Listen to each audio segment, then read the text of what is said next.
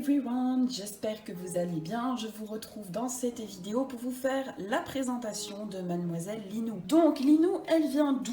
Linou, elle vient de chez Little Sparkles, donc mon amie Nata. Elle devait la mettre en vente depuis bien longtemps, elle n'avait pas le temps de le faire. Et pour finir, j'ai décidé de la contacter pour lui reprendre, car je cherchais tout simplement une Pulip Stock. Directement, elle me dit quoi? Elle me dit que au final, elle vient de terminer le shooting photo et qu'en fait, elle allait poster les photos pour la vendre. Donc j'étais vraiment contente d'arriver à ce moment-là parce que j'ai vraiment eu beaucoup de chance. Du coup j'étais vraiment trop heureuse de pouvoir avoir la Sfoglia dans ma famille. C'est déjà au moins la 3e voire 4e, 5e doll que je possède qui était de Nata, parce qu'il faut savoir qu'on a déjà fait des échanges de dolls. On a également, j'ai racheté des dolls à elle. Je crois pas qu'elle ait racheté une doll à moi, mais en tout cas moi j'ai racheté des dolls à elle et on a fait des échanges ensemble de dolls. Ici du coup je lui ai racheté ma petite Linou qui est une Pulip Sfoglia. Pour en revenir avec Linou, je voulais la semi FC et c'est ce que j'ai fait et je pense que c'est peut-être pour ça que vous allez vous dire elle ressemble pas trop à la Sfoglia.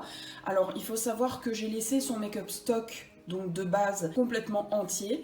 En fait tout ce que j'ai fait c'est que j'ai voulu la sculpter au niveau du nez, donc lui faire un nez beaucoup plus rond et lui faire des trous de nez également. Il faut savoir que la Sfoglia, elle a des petites dents.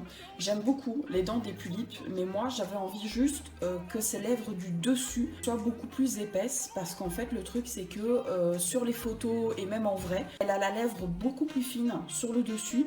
Et du coup, j'ai voulu vraiment grossir sa lèvre du dessus pour que ça rende vachement mieux. J'ai également, pour cette puce, mis du rose dans le coin interne de ses yeux et je lui ai remis du blush parce que déjà de base, la première chose que je voulais faire c'était lui mettre du blush parce que je trouvais qu'elle était beaucoup trop pâle, beaucoup trop blanche. Donc je voulais absolument lui mettre du blush, donc c'est ce que j'ai fait. Et donc j'ai juste fait ça au niveau de sa semi-FC. Je lui ai laissé ses sourcils de base et je lui ai laissé son make-up au niveau des yeux. Ensuite, pour terminer sa customisation, j'ai décidé de recouper un petit peu sa wig au niveau des pointes. J'ai également coupé les 2 mèches de devant qu'on peut voir sur le côté qui sont beaucoup plus courtes. Et j'ai également effilé un tout petit peu la frange de devant. Je lui ai mis des Ace Manga. Alors les Ace Manga venaient tout simplement de globes que j'avais reçus avec ma paradol et que j'ai su en fait enlever. Et ça a formé exactement la même taille que des échippes classiques. De plus, je lui ai mis son Nobitsu qui avait déjà sa tenue complète que j'ai créée pour elle. Et ça a donné mon bébé Linou. Pour son histoire, c'est une histoire assez courte parce que malheureusement j'ai pas essayé d'approfondir son histoire, mais j'avais quand même envie qu'elle ait une toute petite histoire. Donc en fait Linou c'est une Belge de 18 ans qui a décidé de tout quitter pour partir vivre au Japon.